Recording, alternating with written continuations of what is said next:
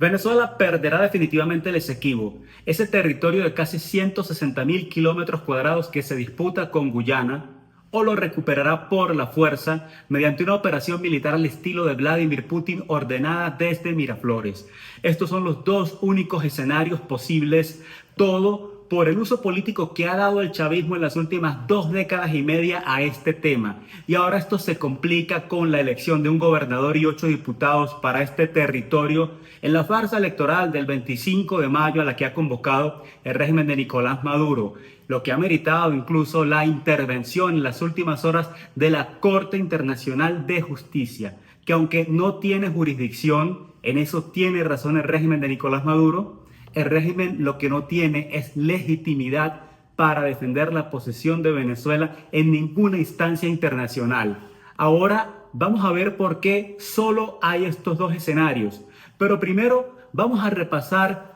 cuál ha sido la posición del chavismo en cuanto a este tema del Esequibo, que pues lo ha usado como arma política de diversas maneras. Desde tiempos de Hugo Chávez vemos cómo se abandonó el reclamo, se abandonó esta defensa del territorio Esequibo, todo por conseguir el voto de Guyana en organismos internacionales como la Organización de Estados Americanos. Posteriormente, con Nicolás Maduro en el poder, ya hubo un giro y se empezó a hacer este reclamo, pero todo desde que se descubrieron grandes reservas de petróleo y otros minerales en este territorio por intereses económicos, por supuesto, y luego se ha usado también para entrampar a la oposición con un conveniente nacionalismo al que apela el régimen de Maduro cada vez que lo necesita, o para amagar la suspensión de las elecciones presidenciales el año pasado, y ahora se usa para darle un carácter épico a esta farsa electoral convocada para el 25 de mayo, que son unas elecciones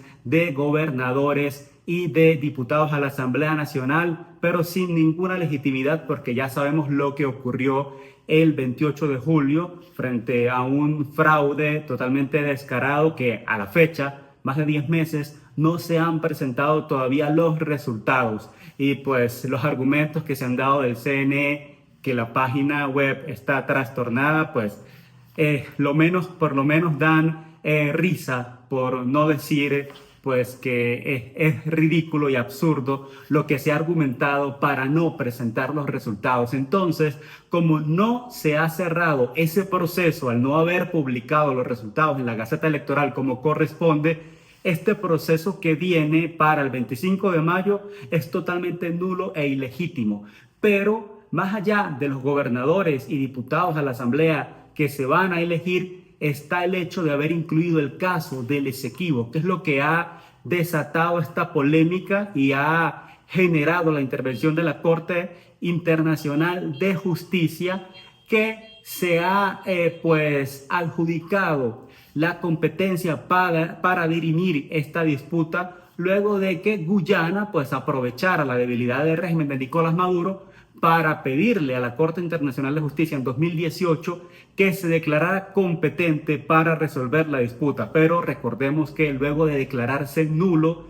el laudo arbitral de París de 1899, el único instrumento con validez, el único instrumento vinculante para resolver la disputa limítrofe es el Acuerdo de Ginebra de 1966. En eso el régimen tiene toda la razón. El problema está en que el régimen de Nicolás Maduro no está en capacidad de defender el territorio y ellos lo saben. Solamente usan el tema del Esequibo como un arma política cuando les conviene. Pero en este momento Maduro está quedando entre la espada y la pared, está quedando entrampado con este tema y con la posición que ha asumido. ¿Por qué? Pues porque ahora, luego de lo que ha dicho la Corte Internacional de Justicia, que le ha pedido al régimen que suspenda estas elecciones en el Esequibo, y por el otro lado, el régimen de Maduro ha respondido pues que no lo va a hacer porque no tiene competencia, no tiene jurisdicción la Corte Internacional de Justicia, como lo hemos dicho, en eso tiene razón. El problema está en que la Corte Internacional de Justicia ha puesto en un dilema, en una posición difícil a Maduro, porque ahora deberá decidir qué hacer. Si acata el pedido de la Corte Internacional pues simplemente estaría reconociendo que tiene una jurisdicción, que tiene una competencia en el caso que realmente no la tiene. Por supuesto, esto no lo van a hacer, pero por el otro lado, entonces el siguiente paso sería hacer las elecciones, estas elecciones o este circo de elecciones el 25 de mayo y elegir a este gobernador del Esequibo y a estos 8 diputados, pero entonces, luego de que esto ocurra, el régimen de Nicolás Maduro se vería entonces en la obligación de tal vez ordenar esta operación militar al estilo de Vladimir Putin, como hablamos al inicio, porque es la única manera de tener control sobre el territorio y que esta elección tenga sentido, porque si no, quedará simplemente como un hecho simbólico más sin trascendencia y ante sus propios seguidores, pues quedará nuevamente como una posición repetida que no llega a ningún lugar y demostraría además debilidad frente a la comunidad internacional y frente a la propia Guyana, porque no estaría llevando a cabo lo que está prometiendo, que es tomar posesión del territorio de Venezuela que corresponde desde épocas de la Capitanía General de Venezuela, pues invocando el principio de uti possidetis iuris,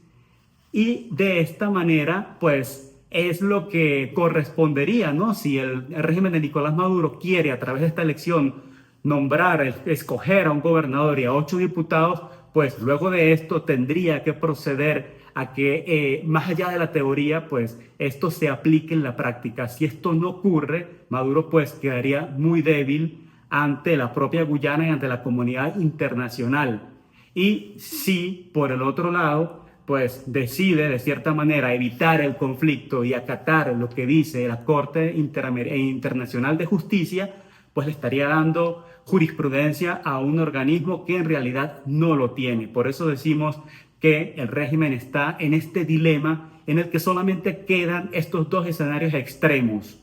O se pierde definitivamente el Esequibo o se ven en la obligación de lanzar una operación militar al estilo de Putin en Ucrania. Pero aquí hay que tomar en cuenta varios aspectos, que es también el hecho de que Maduro no cuenta con apoyo internacional para para llevar a cabo este segundo escenario. Primero hay que tomar en cuenta que si se aventurara a hacer esto, tiene totalmente en contra a Estados Unidos, porque en la reciente visita del secretario de Estado Marco Rubio a Guyana le advirtió a Maduro que se iba a arrepentir y lo amenazó directamente con una acción militar si se atrevía a atacar a Guyana y a la ExxonMobil